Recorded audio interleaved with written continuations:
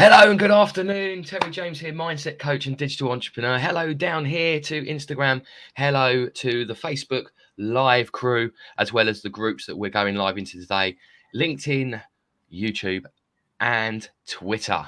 So massive happy Thursday afternoon to you. I've got Fraser Grant with me here today. He is a fellow community leader. He is the leader of the Freedom Seekers group on Facebook, and just so happens that one of my groups is called the Personal Freedom Movement. So we've been rubbing shoulders, been exchanging value, and we thought we'd come out today and have a little chat about what freedom means to us, how we're helping people with money, mindset, and all things marketing. And what's really valuable is how we got started, why we got started, and so we can pass that information on to you guys. And if you hang around to the end, we're going to be about half an hour today, guys. And if you hang around to the end, we're probably going to have a little bonus for you, or at least invite you to join us on our journey so that you can kickstart 2022 on the right foot. So without further ado, Fraser, awesome to have you here with me today, brother. To introduce yourself and tell us how you got started. What's a little bit about your journey and where you're at? Amazing, Terry. Thanks for the intro. A pleasure to be here with you today. Just want to say hi to everybody and all the different Facebook groups, YouTube, wherever we're tuned in from. My name is Fraser Grant. For those of you who don't know me, I'm 25 years young. I'm from Scotland in the UK on the West Coast. And I really get started in the entrepreneur journey, learning about how money works, investments, how to really change your mindset and stuff. Because growing up, I had a traditional upbringing, go to school, get good grades, get a good paying job. Like most of us, that's the way we're taught. And I was really just sick and tired of being sick and tired after working for 8 years in a job that I really did not like. And I was really I could see where my future was heading. And that's what really scared me. I shared, I think, with you, Terry, the first time we spoke. Most people are scared of the unknown, but I was actually scared of the known because I could look around me and I could see where my future was heading if I didn't make any kind of changes. So I went against the grain in my environment. I started investing into myself, into buying assets, into courses, programs, coaches, you name it. And it really kind of transformed my life in the last kind of 18 months to 2 years. And it's been an incredible journey, certainly ups and downs. I mean, it's not been smooth sailing, but I just was ready to do whatever it takes to be successful because I wanted to pass down a better mindset, a better legacy to my children when I have them in the future, because what you don't fix, your children will inherit. And I just didn't want to pass down the same mindset that was passed down to me, to my next generation. So I really wanted to change things up, which is why I got interested in studying successful people, what kind of things they'd done with their money, what they thought like, and really just changing up my whole environment with people who had the lifestyle that I wanted. As we're obviously interested in creating freedom for ourselves and others, me and Terry. So I really wanted freedom. I didn't know what freedom even looked like. You know, I was stuck in the 9-to-5 world. Everybody around me was the same. So I needed to start surrounding myself with people who had freedom, who had the laptop lifestyle that I like to call it, or, you know, really just had options, had the flexibility to do what they want, with who they want, when they want. That was my ideal. So I started surrounding myself with people who had that, and, you know, my mindset started to shift over time. And now I'm able to help other people achieve that lifestyle as well. Now that I've been able to, you know, quit my job 12 months ago and really just have the freedom to live life the way I want now, which has been incredible. So that's kind of my story in a nutshell, Terry. I'd love to, you know, hear yours again for maybe anybody new that's listening as well. And I'll be sharing this on my own page. So for somebody who doesn't know you, Terry, do you want to quickly share your story as well? Yeah, thanks a lot. Cheers. Yeah, amazing journey, Fraser. And we look forward to going over that again in a second. I started off, I spent 20 years in the pub trade, doing DJing, publican, having my own restaurants, chefing, that kind of thing, which was great, very sociable. I always liked that job because I like being around people. I like the freedom, which I thought was freedom then, versus kind of doing recruitment and stuff, where I remember always being stuck in the 9-to-5, and every time like I'd need to go to the doctors or a dentist or to even to the bank, it was a massive chore. I kind of had to like book the time off or to squeeze it in a lunch break. So the pub game for me was awesome because it was late starts. You had the autonomy to kind of, I knew that in the future, if I wanted to have kids and do the school run, it's a lot more flexible. Did tend to work kind of Friday, Saturday, Sunday, and that was the bulk hours because that was the busiest times. But then it meant you had like 2 or 3 days off during the week, so that worked really well for me until I realized that even with running my own businesses and even having multiple streams of income, as in investing in another business, running one business, owning a business, I was always the last person to get paid.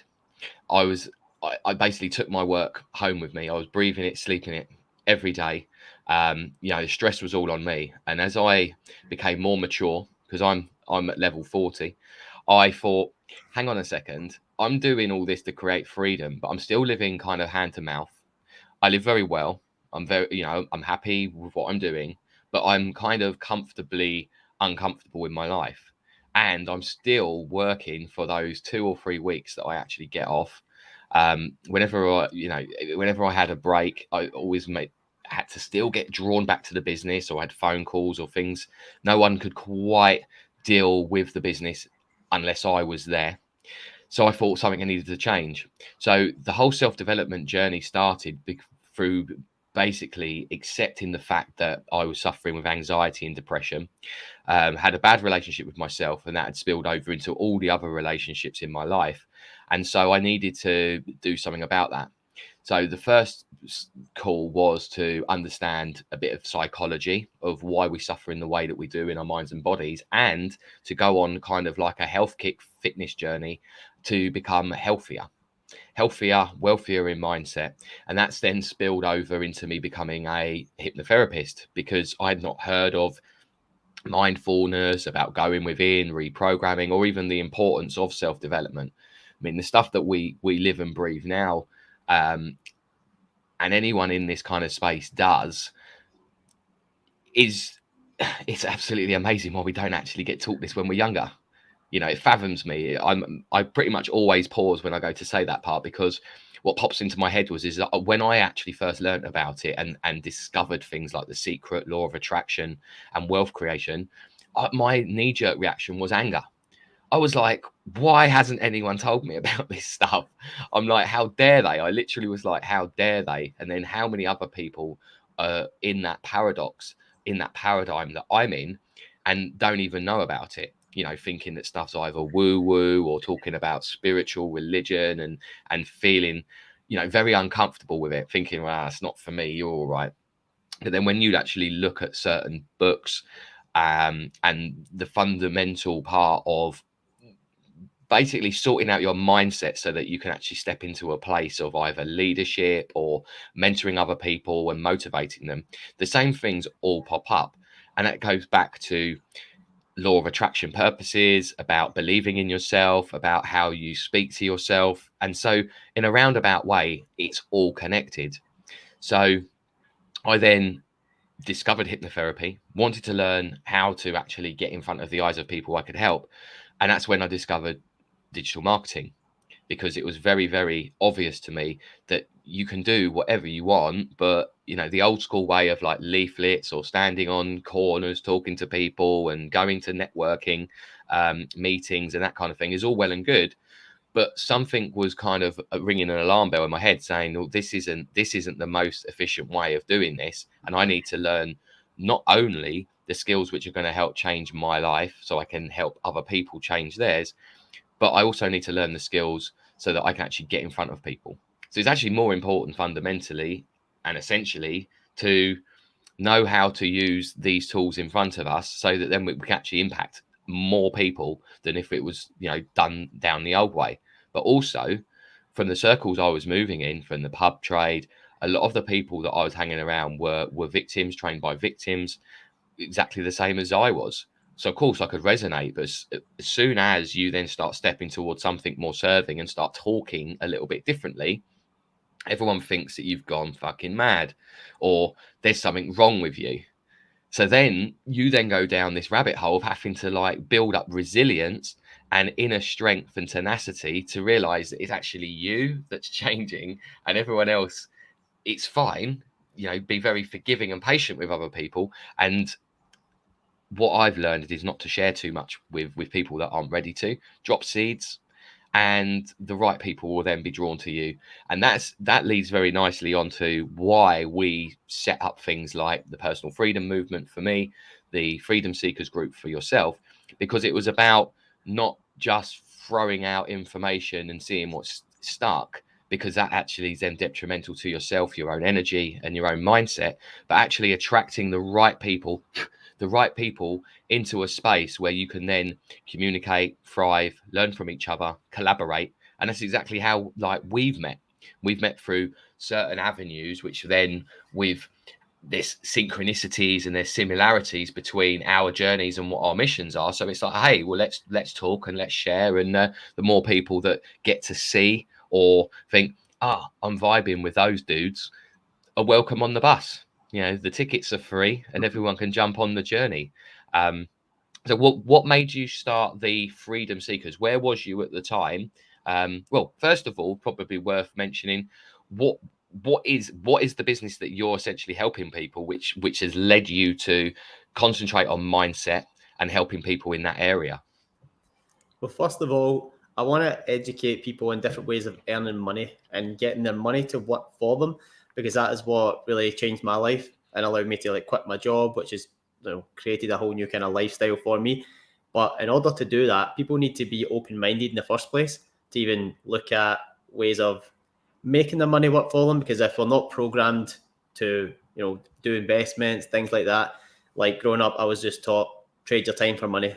So I was closed-minded to anything else.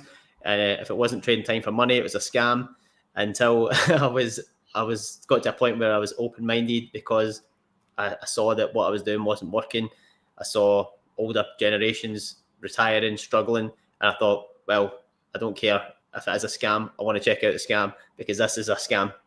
So I was really just open-minded to different things, which led me down the kind of personal development route and got me into investing.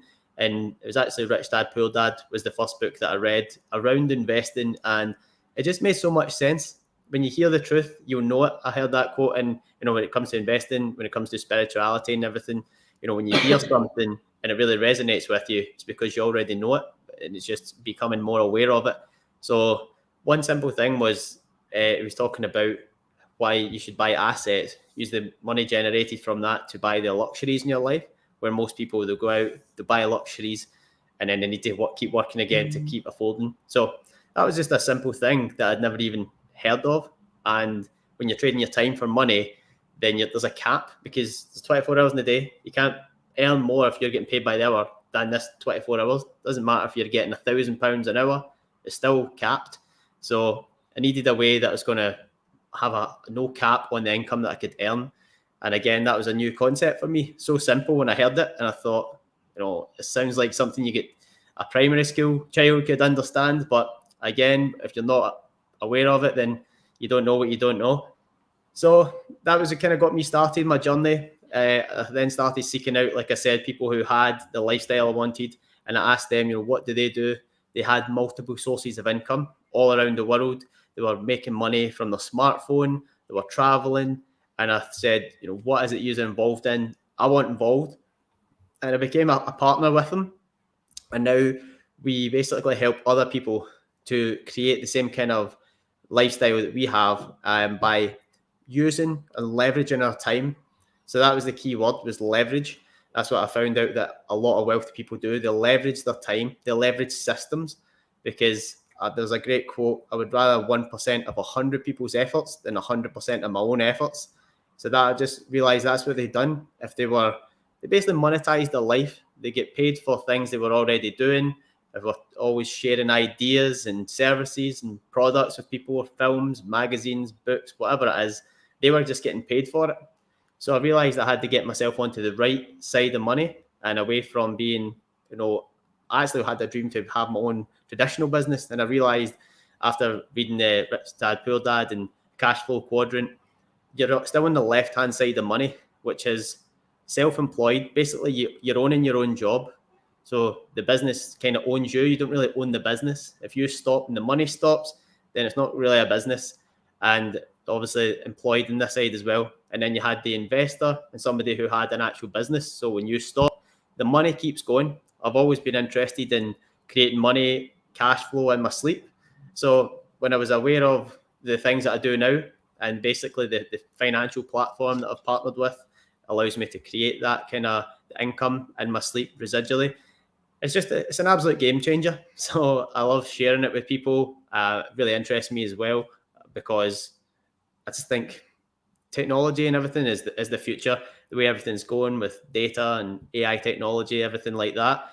So that's kind of in a nutshell what I do. I've partnered up with a technology platform, different things inside of it, but I really focus around building a network and developing people, because without people, you don't have a business. If you've got a hotel with no people, it's just a building with a lot of rooms in it. It's not a hotel. So people is everything. If you've got a restaurant with no people, I mean, it's not really much of a restaurant. So I focus on helping people, developing people, and then if I show enough people get what they want, my needs are automatically wiped away. So I think it's always good to focus on other people instead of you've got to, I suppose, focus on yourself. You've got to, make sure yourself's okay. But if you focus on other people's needs and you help them, then you're going to be sorted every time. So I think that answers your question. Can't really remember what it was now, to be honest, but went off on a little bit of a tangent.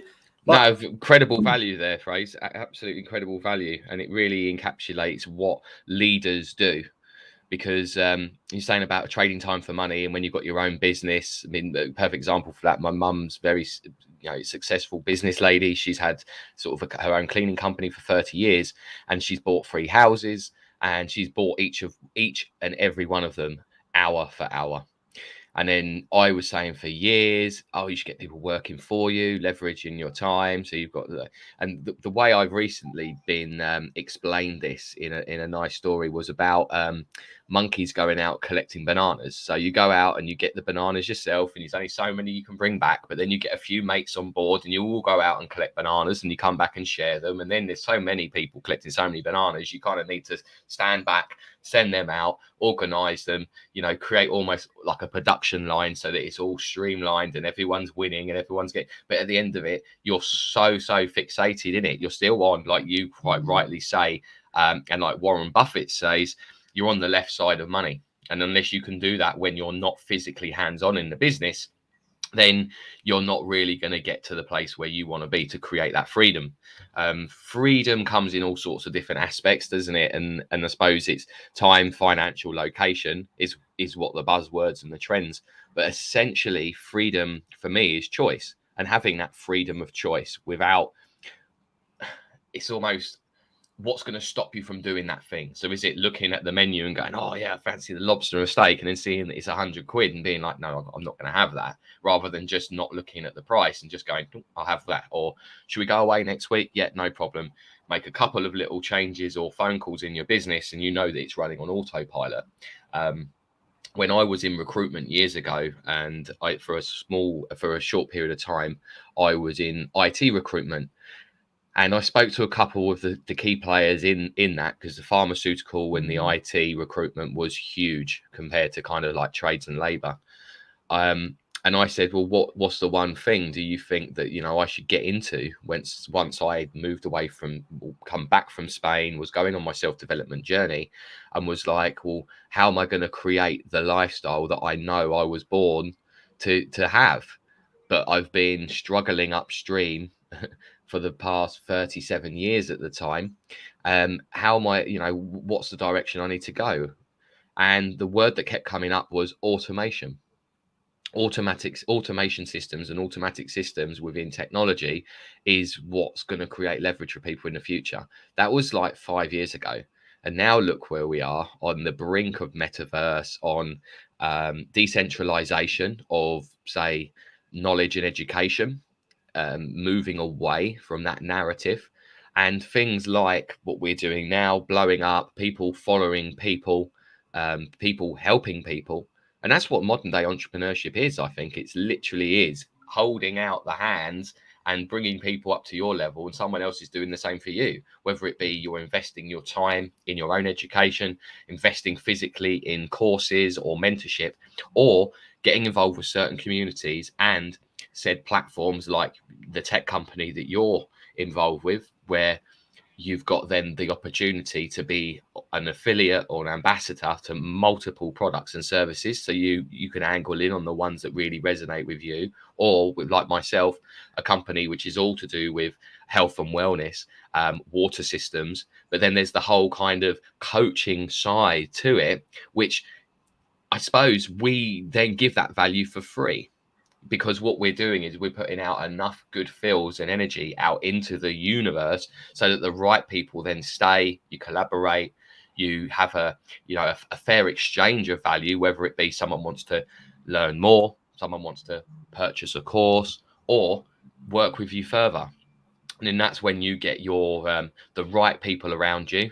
I think rather than saying tribes these days, I like the kind of community and movement, because if you have enough like-minded people, I have a school of marketing community with 6,000 people in, and when we have meetups and there's like 600 of us, we meet up in Barcelona or somewhere else in the world, in London. We actually got one in Sheffield in 2 weeks' time.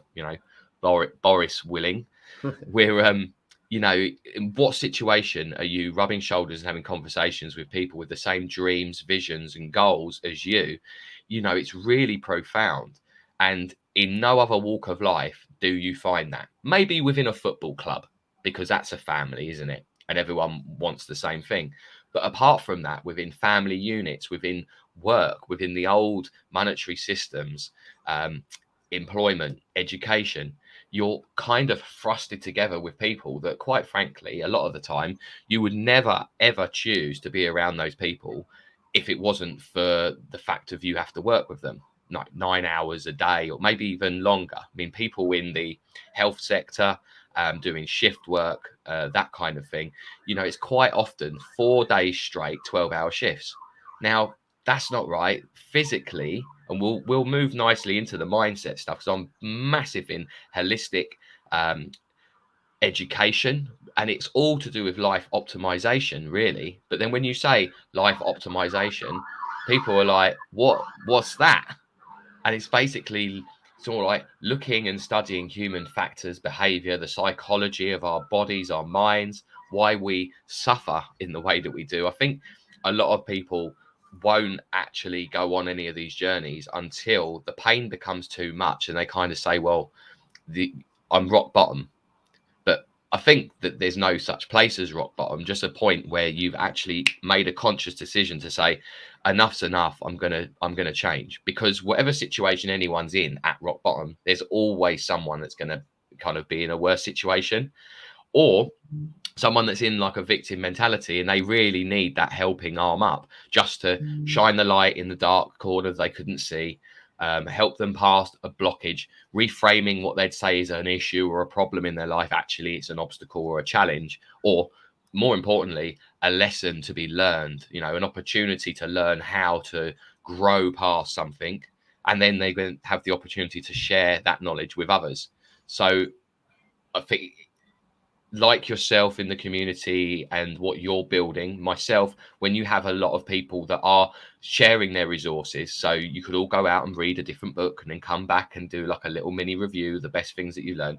Of course, if you go over things multiple times, you do notice new things and you learn new things in it, depending on where you are at the time. But sharing that collective knowledge, education, and actually moving together, the one thing that I think, well, it definitely held me back in the past, but the one thing that really is a game changer to anybody moving into 2022 is 3 things: having community, accountability, and implementation.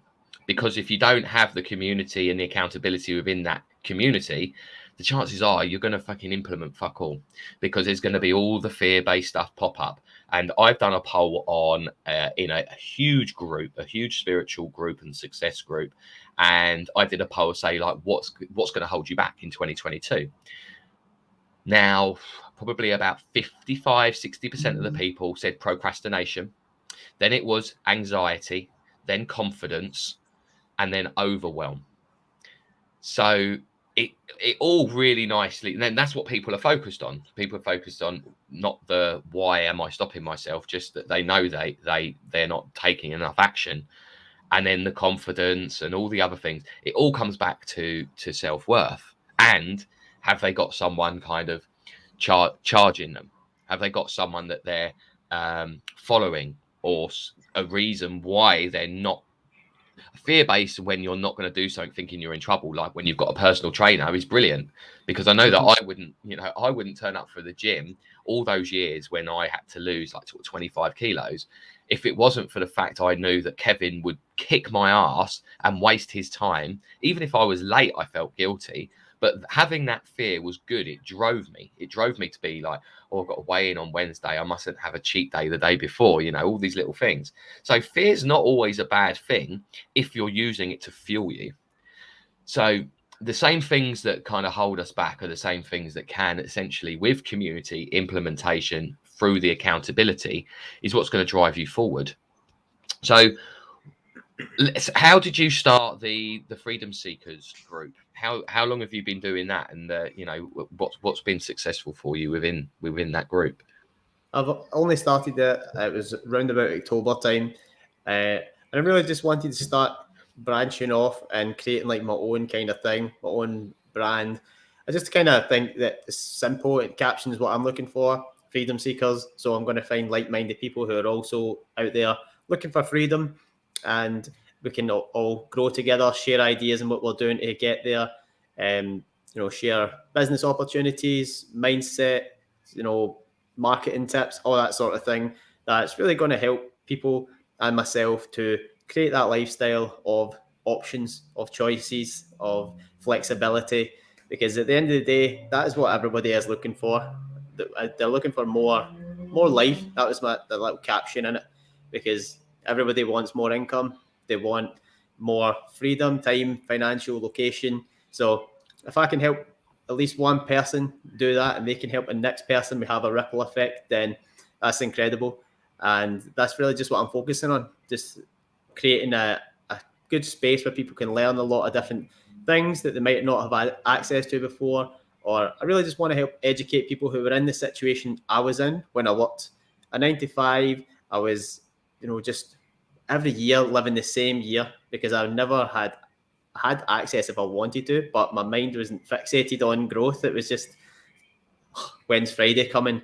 I can't wait for the weekend, that sort of thing. So I want to be the person who, gives somebody the helping hand up who is in that. They don't know how or where to get started in entrepreneurship. That's kind of what the group's focused around, helping people go from the transition from maybe working a job, or maybe they own their own business, but it owns them and they want to have more freedom in life. So roughly about 2 months, I started doing a lot of live videos in it. The first month that I started, we'd done a big launch of our business in November, so it was quite minimal in there, content-wise, because I was just really focusing on keeping the main thing when it came to the business.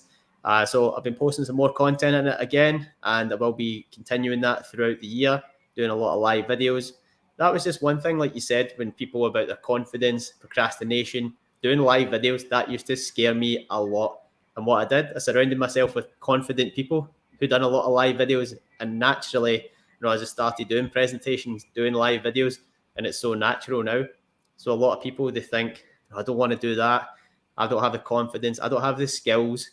Well, if you don't start, then you're never going to be there. You have to go through, get bad to be good. Because believe me, I used to be very bad. And I'm pretty sure you weren't as good as you are now when you first started. It's the same with anything. You go to a job, you go to a sport, you're never great at the beginning, but through time, it's something that you need nowadays, the kind of online marketing skills and things like that, because as you say, everything's going down this way. And if you don't move with the times, then you're going to get left behind, unfortunately. So I just wanted to keep up with the times. Obviously I'm still young, so I thought the technology and everything's going to change so much, probably even over the next 5 years, with everything like the metaverse, all this crazy stuff that's coming out in the next short while. So just want to keep up to date with it. Surround yourself with people who are on the leading edge of business and the changes that are happening in the world. So definitely environment has been one of the biggest keys for me, which is why I started like my own environment, the Freedom Seekers group. But yeah, that was the main thing. So what was the main driving force behind the freedom movement, the personal freedom movement for yourself, Terry? I just want to say that every master was once a disaster, and every Mhm. winner was once a beginner. We both know where that's from. We'll quote Rob Moore. Thank you very much for those. He's got some Mhm. great little mottos that he drip feeds to us.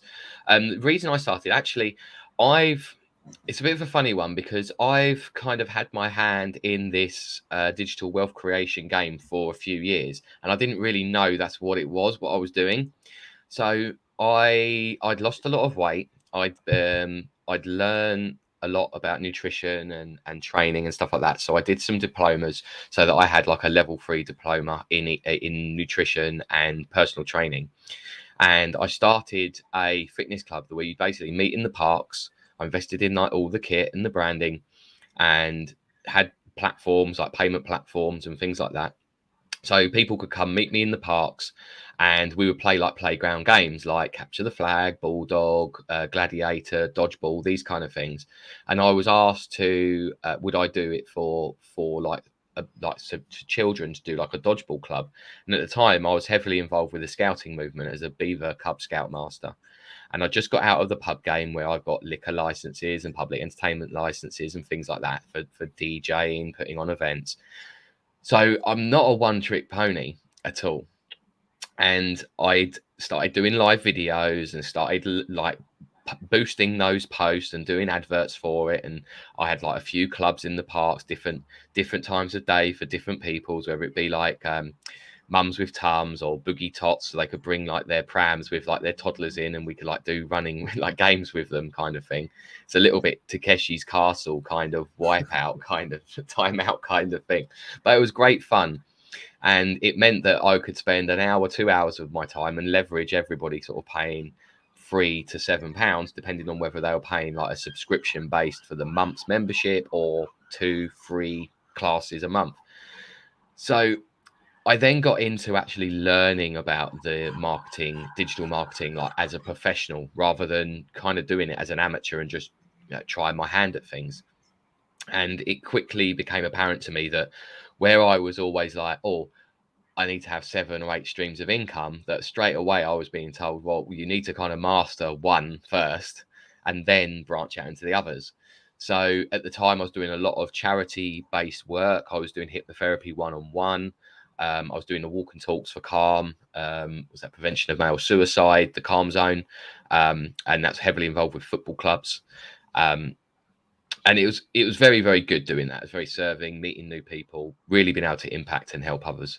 And then it became apparent that actually I've got too much going on in my socials, and what needs to happen is I need to be angling down on what my mission is, who I can really help, what I stand for. And so I peeled away from those other things. I peeled away from doing the charity stuff. I peeled away from doing the fitness club, and just angled in on self-development and helping people. So essentially it was like really angled in on anxiety, depression, and letting people know the education of what's going in their minds. It wasn't until I'd actually done a life coaching accreditation and a neuro-linguistic programming practitioner course, that with what was going on in the world, I really started picking up more so on language. And I started then really looking at the language within self-development and the business pages and books that I was reading, and was like, wow, a lot of this is really empowering language. It's law of attraction based.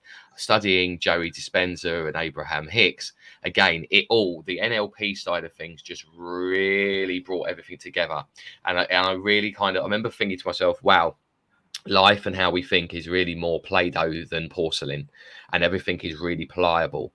But the way we've been kind of brought up, conditioned, like living in fear a lot of the time, our whole lives, even down to doing like the fitness courses and nutrition, was like we're not even really encouraged to eat well, to drink water, or sort of education around what's in our water. And at the time, I'd probably drink more cans of pop and drink more alcohol than anything else. It'd be coffee, beer, and fizzy drinks.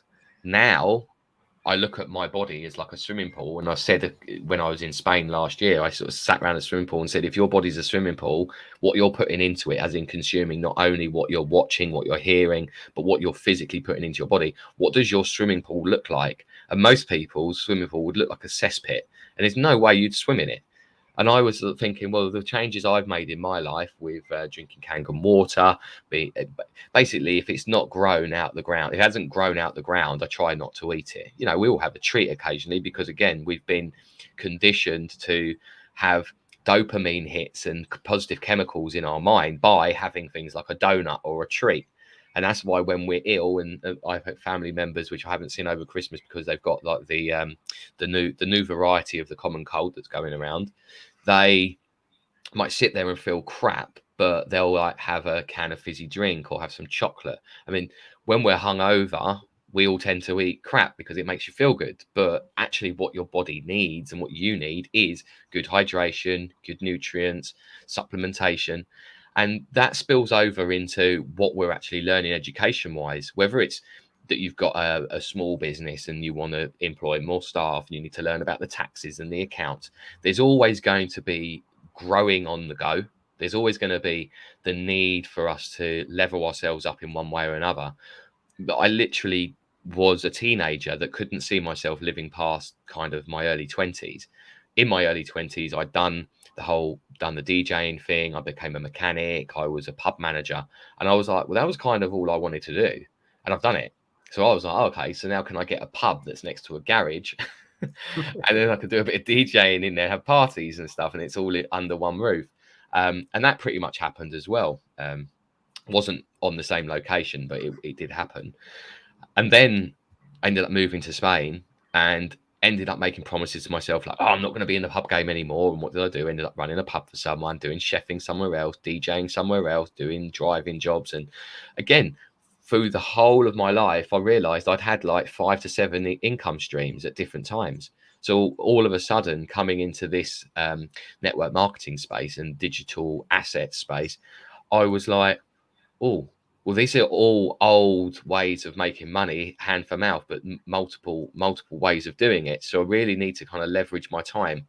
So by becoming an affiliate marketer, and then I realized years ago, I'd gone down the Herbalife route and I was an advocate of using Juice Plus even now still, but I don't want to promote those things and do the same amount of work as I'm doing here, say, but at the end of it is like this small tiny bit of money. And I know people that do makeup and perfumes, and they might sell 1,000 mascaras and they'll get £2 off of each one. Great, £2,000. It's probably about the average wage these days in the UK.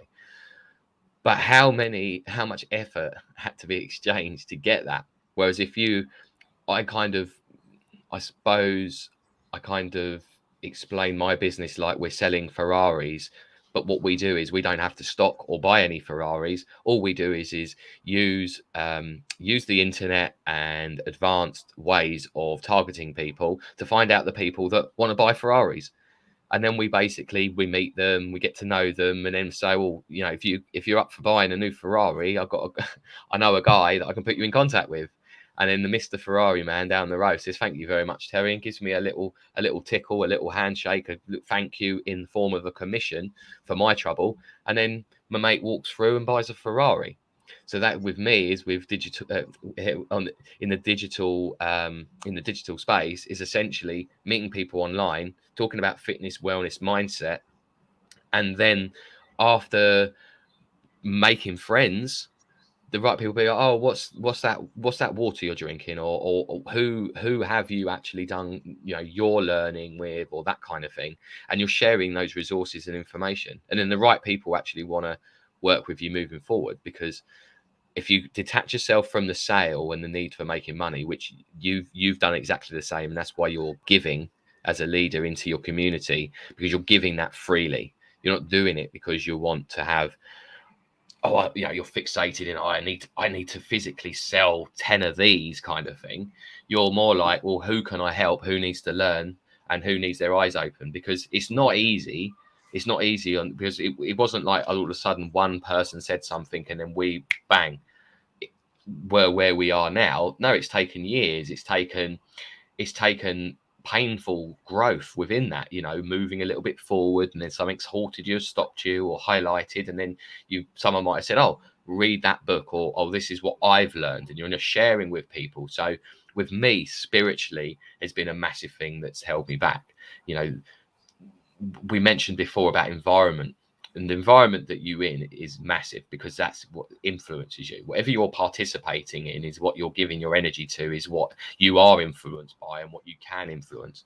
So if you're the average of the 5 people you hang around, I mean, that's always scared the shit out of me, because I was quite happy with the circle of friends that I had, quite happy with the influence and the businesses I had. But when I looked around at all these people, I remember being 16, 17 in the pub thinking, you know, these guys, or then even working in the pub when I was 18, and these guys would come in after being out working the same time of day, every day, the same drink, the same stall. And that was them until they kind of walked out the pub pissed, or someone got a taxi and helped them out to it. A lot of these guys aren't with us anymore. A lot of these guys passed away from either one reason or another, illnesses, and probably a lot of it linked to health and alcoholism and stuff. And other people are just conditioned to kind of, you said as well about living for the weekend. I worked all weekend, but then that was, you know, I lived for the weekend, and I thought, well, I'll beat the system. And if I can't be out, I might as well be working where everyone is out. I mean, now I do a bit of security detail from my hospitality background. I've got all these clearances and licenses for different things. And because I'm still very much a server of people and like to look after people, also incredibly intuitive, I find doing like high-end security detail really, really rewarding, because you are valued within that. You can really make a big difference at times. You know, you have hundreds of people walking into a venue, and you know, I'm not a big guy, I'm not a violent guy, but I am good at talking to people, and I'm good at sort of being very, well, I'm very friendly and kind anyway. But if someone's then not kind back, that's like a red flag to, okay, something's going on here. So that person either doesn't come in the venue, or we have a chat, end up helping them, turning, you know, who knows what has gone on. They might have had a death in the family. They might have just been dug out by a missus or a friend, and they've come up and they're going to come and have a few drinks, and that will escalate. But if we can stop that earlier on and shine the light in a different area, or even reframe it ever so slightly so they can turn that frown upside down, I find it incredibly rewarding. With what's going on in the world at the moment, it's more and more difficult to kind of do those kind of things. And what's actually takes me away from doing it is doing collaborations like this with yourself, having new people coming into that community. So I wanted to, when I did meet people, so I went off on a tangent then because you wanted to know how I started my community. But when I did meet the right people, I wanted to invite them somewhere where we could continue to grow, and I could share resources, which I didn't necessarily share on my Facebook page, because with Facebook is great, but it is someone's living room essentially, and you've got to play by their rules on it. So I know that the best engaging content that I will have will be things that are either a bit smutty, dirty, or humorous, or the things that people engage in, like sort of like, oh, send us the last photo you did, or animals, dogs, cats.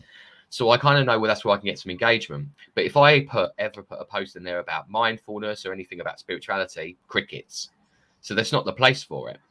So I want the right people that we do vibe with, that you do notice are following and will comment, say on this and say, oh yeah, when I started doing hypnotherapy, changed my life. Then you know, thank you, Joe Blogs. And then you go and have a private conversation and say, oh, did you realize I've got a private group? You're welcome to join us, because there's like resources that we're sharing, more like-minded people in there. The big thing, what I'm angling to at the moment, is actually the decentralization of the main social media channels, so that you can have freedom of speech to talk with like-minded people, either about what they're scared of, what's holding them back, and about the narrative that's being played out in the world at the moment. I know that we're all very, very coy and very kind of mindset and business focused, and we don't speak about certain things a lot in the self-development in that space, because it's about focusing on positivity. But it's still important to know that there are like-minded people that do think the same, that aren't pigeonholed, that aren't alone. So I'm creating things away from the main social medias to actually have to express that freedom of speech. So what it would be essentially on Sunday, I'm inviting people, first of all, from the personal freedom movement to join me. It won't be on, like now, for instance, we're like live in 8 places, and I'm not live in any audio rooms because it doesn't work as well unless we're in that audio room together, and then we can have a conversation. So what I want to do is invite people to come to a platform which is not the main ones, so that it is a little bit more free and easy to express and to speak about things. Because you could even debunk a football team, and that will get like some sort of restriction or something put on your account, which is mad, really. I mean, I remember years ago people used to put all sorts of weird and wonderful things on Facebook, and you think, that's wow, don't put that on here. But that's social media for you. It's taken over from having a rant down the pub, isn't it, essentially? So by putting out our vibe, attracting our tribe, having more like-minded people in the same space, then you know who engages, who doesn't. So I know from 100 and say 75. Actually, I think we've almost got exactly the same amount of members in our group as well as it being a similar name, which was like, well, hi Fraser. So I know that probably like 20 to 30 people are like truly engaged and will follow me on the other platforms. So it's either about, okay, trying different things to see what those people do resonate with, or then taking those people to something else, whether it be a subscription based platform, so then they can interact and you can have more exchanges. But like I just said about not having the audio rooms, it'll be a great space to have a smaller community of people that want to talk about the things that can't be spoke about unless you're physically with them. And then you can create a room which you can then just all jump in and dive in together. We can't do that on the main platforms. They're all fighting for our attention, essentially, because that's why TikTok's become huge, and then Instagram start doing reels, and then YouTube start doing shorts, and then Clubhouse is really blown up. And so then Facebook are like, oh, we can't have them doing that. We'll have to do Facebook audio rooms, and so then they're fighting for people's attention because it's getting spread thin. Because what a lot of people don't realize is people aren't watching like telly and listening to radio and that anymore. A lot of it's digitalized. So podcasts is the new way of receiving information on the go. Clubhouse rooms, you can replay those. So that's great because it's live. Obviously, a podcast is probably someone's this, and then they've taken the audio and then put it into a podcast, and that's essentially what I will do in time. And you'll find that the people that are hanging around in that space of the audio space and away from the main news outlets, it's exponentially growing so quick. I think it was Simon Cowell's charity event where he spoke to someone that we're both involved with at the moment, and said that the reason they stopped doing things like the X Factor and Britain's Got Talent was because they used to have, like, say, 25 million viewers. And I remember years ago you'd hear about 10 million viewers for the Christmas special of this or that. Now that viewership's down to like sort of 1.5 million. That's massive. When you've got like 4 billion people using social media. Mm-hmm. I saw one TikTok which had 15 billion views, and it was literally like someone pulling like a carrot out of a hat and dropping, falling on the floor or something, just something completely random. And I was like, wow. So the stuff that we put out there and we want to do to educate and help people isn't the stuff that people always want to see. So some of it's entertainment, some of it's education, and then there's this fine line in between, isn't it, of being able to kind of give people value, allow them to join you and get free resources, because there's so much available.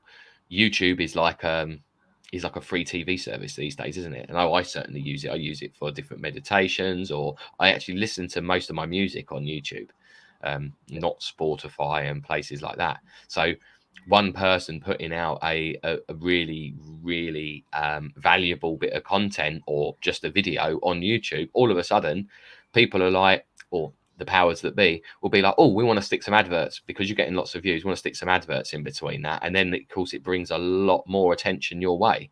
I believe that this space that we're in right now and the people-to-people business of entrepreneurship is where most people are going to find that freedom moving forward, because less jobs will be created, physical jobs.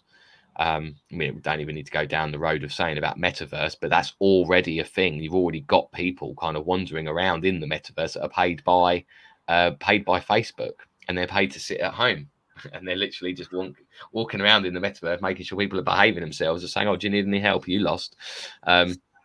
which is crazy. It's absolutely crazy. I don't know if you've seen Ready Player One, but that film, when I saw that, and even like The Matrix years ago, it sort of lit up neuroclusters in my brain at the time to sort of like think, wow, like that's probably kind of how it's going to go, and it has massively gone that way.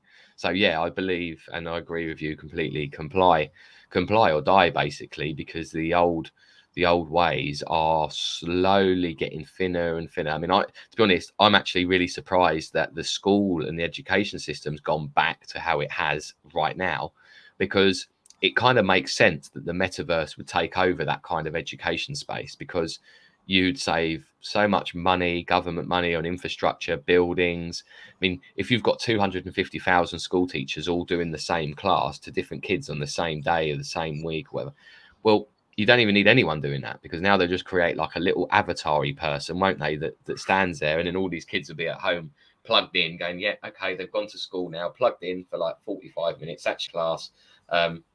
Or even there'll be some like carpooling place where kids' parents have got physical jobs. They will go to one place and be sat there in like this mocked classroom.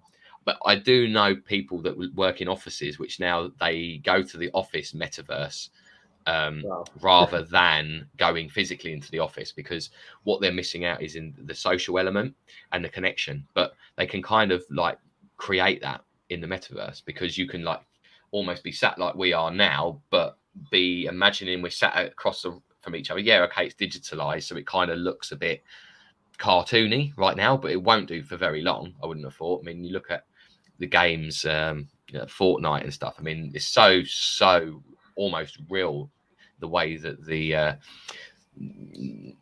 don't even know. So I'm not even a gamer, so I don't even know what it's called. But the graphics, the graphics and how real it looks is crazy. So it's not coming; it's here. It really is here. So it's just a case of playing a little bit of catch up. And if people want to, I suppose what I was going to say is, if people really want to monetize a skill or a service they have, then it's about learning about these new things that are coming, so you can get ahead of certain trends and curves. But also it's awareness around believing in yourself, because the one thing that holds everyone back is the mindset and believing it. Because I said a few years ago, I learned about hypnotherapy, and straight away I came running back, and I wanted to like do relaxation. I mean, people were like, oh no, you can't hypnotize me. What, you're going to get me doing silly things, and like you're going to click your fingers twice and I'm going to sort of like crawl up in a ball on the floor or something. And I'm like, no, it doesn't work like that. I mean, all that stage hypnotism is bollocks, basically. It's people acting, essentially. There's free will. There's no, you cannot be made to do anything that you don't want to do.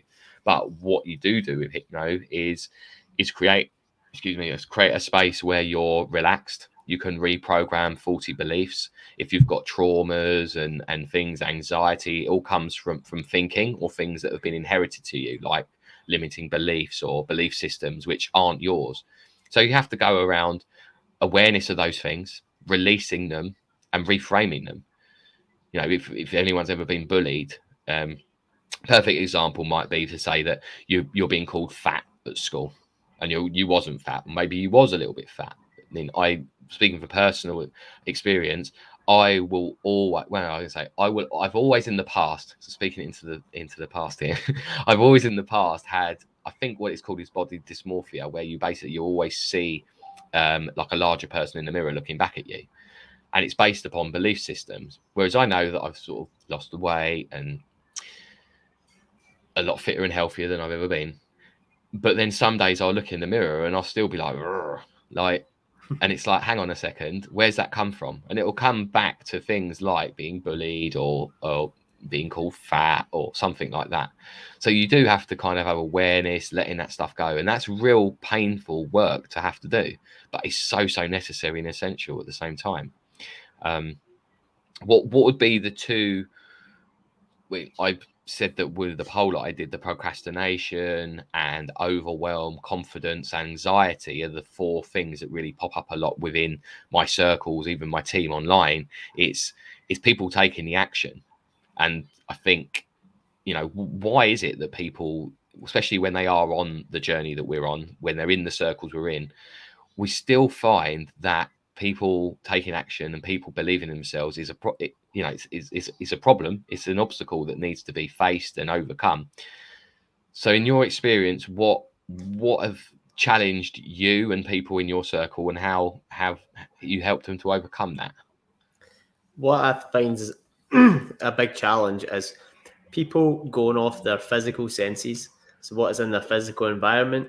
They might jump onto Zooms, get fired up, be around a lot of like-minded people, and then as soon as they jump off, they've got somebody else in their ear telling them, something completely different, and they buy into somebody's opinions instead of listening to advice.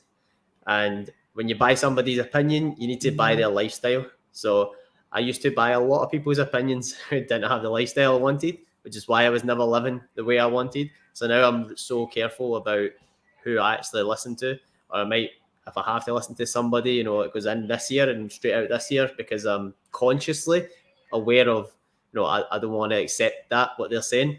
Whereas before, I was just, people are just wide open, they're accepting everything, watching the news, they're listening to negative people. And if you're not consciously aware of what you're listening to and things like that, then it's going to affect your beliefs, and it's going to affect the way that you look at yourself, or the way you think you can go out and build a business, or you can do whatever it is. So I would say they need to make sure, first of all, that they have a clear goal or a vision for themselves. Make sure that they're not focusing too much on their actual physical environment, because really it's just a realization of your past ways of thinking, your past actions, like the money you have in your bank, the place that you live, everything right now, the people watching, that your whole life is just a realization of past ways of thinking and everything you've done in the past. So really you only have right now in the moment. So you can choose this moment right now to create a better future for yourself. But if you keep thinking about your current situation, you're really living in the past, which is going to continue to bring you the similar results. So that's one thing that I find that a lot of people, they keep focusing on their current results. I don't have this, I don't have the money, I don't have the time. Well, guess what? You're never going to have the money. You're never going to have the time if that is what you're focusing on. So I like to tell people to turn their excuses into reasons. If you don't have the time, that should be your reason. If you don't have the money, that should be your reason, or whatever it is. So if you don't have the right people in your life, that should be a reason. I need to find the people, I need to find the money, the time. So that was for me a driving force. I never used to have the money to travel the way I wanted to do things. So instead of making it an excuse, I was like, well, I'm going to go find the money. I'm going to go find the people that can show me how to get the money and stuff like that. So that is the two kind of biggest things I would say, is the people's physical environment, and really the having a clear goal and vision for what they want. Mate, that's absolute gold. And I love this. Something really resonated with myself there. And that's, I've always been a bit of a sponge, and a sponge of when, like, you sort of get a new job and you listen to their mission statement, and then you're living and breathing that, whatever that mission statement or that job's motto is. And something I've noticed is, over the years, when I listen to different mentors or training, if someone's saying, right, this is what you mustn't do, or don't do this. And our mind doesn't know the negative. So if I'm sort of like, don't imagine me wearing a green shirt, you imagine the green shirt straight away. We aren't able to take that negative word out. So that's why it's really important with the language we use when we're doing affirmations and we're actually talking to ourselves and others. So we can actually, you're saying that other people projecting their opinions on you. And that's really powerful, because what's happening essentially there is we're creating spells all the time and curses upon ourselves and each other. So someone sort of like says, well, you can't do that, or it's based on their model, or coming from a place of love, and a family member might turn around and say, well, what are you talking about? You're going to create what? A group of people seeking freedom, and you're going to do what? What? You're not working. You're just sat at home in your pajamas with a laptop. Oh, when are you going to get a proper job? These kind of things. And what really struck a chord with me is there was someone that I worked with over a year ago, and they were very, very toxic. And they said to someone else, and the person they said it to was toxic as well. And I've released these people with love and respect from my life. But they said, oh, you're directionless, doesn't know where you're going, for a year. And I was like, at the time, I was a bit like, what? Why do they say that? They've got no right to say that, and I just let it go.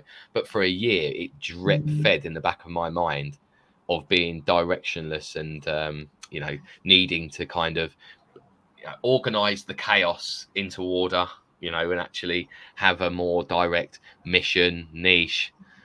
And I'm right there now, to the point when I'm launching new things and actually doing a lot of these lives with different people.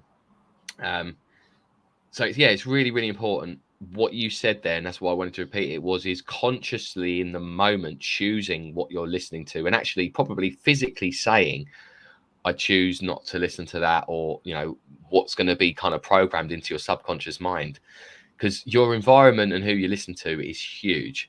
And recently I think the universe definitely, but the universe definitely gives you what you need, not what you want. And whether that's God or any other term to a deity that you have. So recently, with people that I've been watching, following, doing courses and meeting up with as like a sphere of influence, it's came up a lot to be the good coach to yourself. So like last night, for instance, I did it on autopilot without kind of forcing myself, was to critique, like I'll watch this video back and almost critique it. And I'll look at the stuff that I did a year ago and be like, oh, there's been a lot of growth there. And then sometimes we have to then look at, well, do I need to leave that stuff behind because it's an old version of you, and then just stick in the present moment? Because consciously you do get to choose. You get to choose to be in that safe place, the comfortable uncomfortableness of your lives and the people that are around you, because it's too painful to let go, or you feel guilty to let them go. But when you do, and if you do, it's absolutely liberating. And it's fine to actually make those changes short term, because again, it's you that's changing. It's you that needs to do the growth, not anybody else. And when you're in that growth journey, you're not actually in the right position to actually take people on the journey with you. You kind of have to be there and then look back and drip feed and drop seeds for people to actually slowly take small steps towards you, because you don't climb a mountain straight away. It's one step at a time. It takes preparation, perseverance, patience, and the motivation just to take one step at a time. So otherwise you're looking at too big a task, and it will keep you firmly stuck down the bottom where you think it's safe with the people that where you think that you're in a safety net, really. But I know personally that the people in your corner don't always have your back. We have to do it ourselves. So if you are watching this and you're someone like someone that maybe is thinking what I used to think, was always wanting someone to help me or save me, just start telling yourself that it's you versus you, and that you have to do it yourself, but with the right people around you, the right people, like for instance Fraser, myself, and the work that we do, with the right people kind of giving you a helping hand out and sharing resources with you, you're not alone, because we were there once. And it's only by the work we do now that then helps to shine the light in those dark places, so people can then take a step on the journey. Don't always allow fear to keep you where you are. If you kind of have a dream, a goal, or an aspiration to do something, anything's possible if you put your mind to it. Yeah, okay, we can dream big, but a lot of the time we play small, and we don't think big enough soon enough. So we really are in a wonderful time. They say it's the year of the Great Awakening, and there's dismantling of certain systems and new digital systems going in their place. And so if you want to learn some new stuff, reach out to us.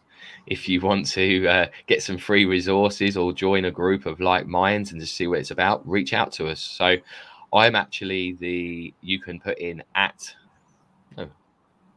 if you want to go onto my fan page to find any links and stuff, it's at BRETSI77. That's Terry James, as more of the business page. Just Terry James, you'll find my personal, and then you've got the personalfreedom.terrylifestyle.com, which is the personal freedom movement. Fraser, would you like to invite anyone to join you in your group? Give them the links, that kind of thing.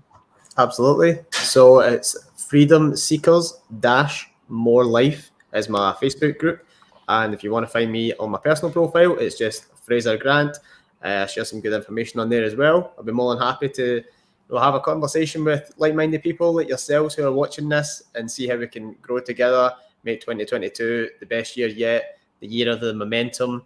I feel like a lot of people this year have realised that there's more out there, and they've maybe been setting up things, getting maybe rid of some beliefs and things, and got maybe some things in place. But I feel like next year's it's going to be the one. Well, third time's a treat, right? The 2020 was a year that people had a lot of time to reflect and to connect or reconnect with themselves, think what's important in their lives. 2021 was like, oh, okay, we're just going to get back to normal. Normal was never working. There's no such thing as normal, and I don't think there is any going back at all. It's only ever going forward, like water in a stream. And of course, 2022.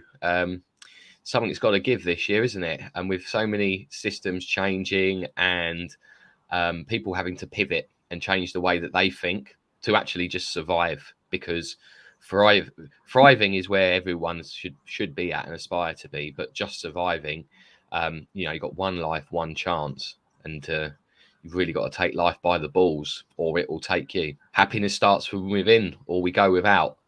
And I know certainly when I go down the route of doing my Breaking Bad love audios, and it's like stories of talking about the journey that you've been on, just my 2020 and 2021 alone, blimey, that's a book. And it's a completely different journey to what most people have had in those 2 years, with everything that's been going on in the world. Mine's completely a different angle, because I was pretty much free in those. I was just still traveling, I was doing my own thing. So I want to thank you very, very much for our connection, Fraser. Thank you very much for jumping on the channel today. And I look forward to working with you in the future and seeing how many people we can obviously take on that journey with us. So take good care of yourself, my man. I appreciate it, Terry. I appreciate everybody who's watched this live as well or on the replays. It's been a pleasure, and I look forward to working with some of you. And likewise, Terry, I look forward to staying in contact, seeing how many lives we can change and helping support each other and help each other grow in the years to come. Awesome, man. Excellent. Cool. Happy New Year, everybody. And we'll be seeing you very soon. Toodles. Happy New Year.